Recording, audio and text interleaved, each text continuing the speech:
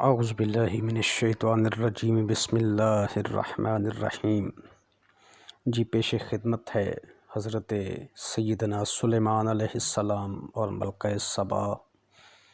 کے واقعے کا دوسرا حصہ۔ تو معزز سامعین، جب ہدہد نے حضرت سیدنا سلیمان علیہ السلام کا بھیجا ہوا خط ملکہ سبا کی جھولی میں پھینکا تو اس کے بعد اس کا رد عمل کیا تھا؟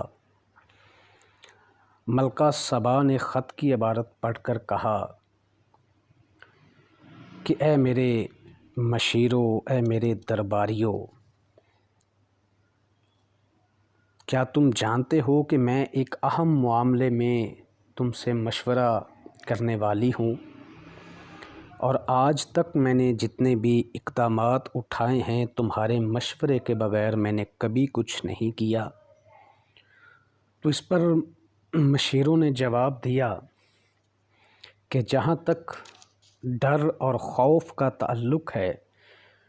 تو ہمیں ہرگز بھی ڈرنے کی ضرورت نہیں، کیونکہ ہم بہت بڑی طاقت کے مالک ہیں، سامان حرب سے لیس ہیں، لیکن اس کے باوجود آخری فیصلہ آپ ہی کا ہوگا۔ تو اس پر ملکہ نے کہا کہ بے شک ہم طاقتور اور صاحب شوکت ہیں،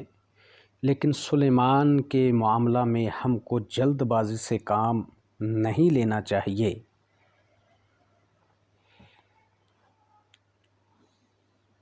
اور ہر قدم جو ہے وہ سوچ کر اٹھانا چاہیے۔ میرا یہ ارادہ ہے کہ میں چند قاصد روانہ کروں اور وہ سلیمان کے لیے عمدہ اور بیش بہا تحائف لے کر جائیں۔ اس بہانہ سے وہ اس کی شوکت و عظمت کا اندازہ لگا سکیں گے، اور یہ بھی معلوم ہو جائے گا کہ وہ ہم سے کیا چاہتا ہے۔ اگر واقعی وہ زبردست قوت و شوکت کا مالک اور بادشاہ ہے تو پھر اس سے ہمارا لڑنا فضول ہے، اس لیے کہ صاحب طاقت و شوکت بادشاہوں کا یہ دستور ہے کہ جب وہ کسی بستی میں فاتحانہ انداز کے ساتھ داخل ہوتے ہیں تو اس شہر کو برباد اور باعزت شہریوں کو ذلیل و خوار کر دیتے ہیں۔ اس لیے بے وجہ بربادی مول لینے کی کیا ضرورت ہے؟ ملکہ سبا نے جب تحائف دے کر کچھ لوگوں کو حضرت سلیمان کی خدمت میں بھیجا تو حضرت سیدنا سلیمان نے فرمایا کہ تم نے اور تمہاری ملکہ نے میرے پیغام کا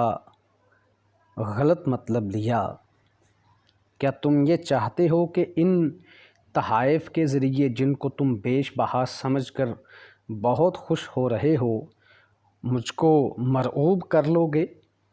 حالانکہ تم دیکھ رہے ہو کہ خدائے تعالیٰ نے مجھ کو جو کچھ مرحمت فرمایا ہے اس کے مقابلہ میں تمہاری یہ بیش بہا دولت قطعاً ہیچ ہے، لہٰذا تم اپنے تحائف واپس لے جاؤ اور اپنی ملکہ سے کہو کہ اگر اس نے میرے پیغام کی تکمیل نہ کی میں ایسے عظیم الشان لشکر کے ساتھ سبا والوں تک پہنچوں گا کہ تم اس کی مدافعت اور مقابلے سے عاجز رہو گے، اور پھر میں تم کو ذلیل و رسوا کر کے شہر بدر کر دوں گا۔ قاصدوں نے واپس جا کر ملکہ سبا کے سامنے تمام روداد بیان کی اور حضرت سلیمان کی شوکت و عظمت کا جو کچھ مشاہدہ کیا تھا وہ حرف بحرف کہہ سنایا، اور بتایا کہ ان کی حکومت صرف انسانوں ہی پر نہیں ہے بلکہ جن اور حیوانات بھی ان کے تابع فرمان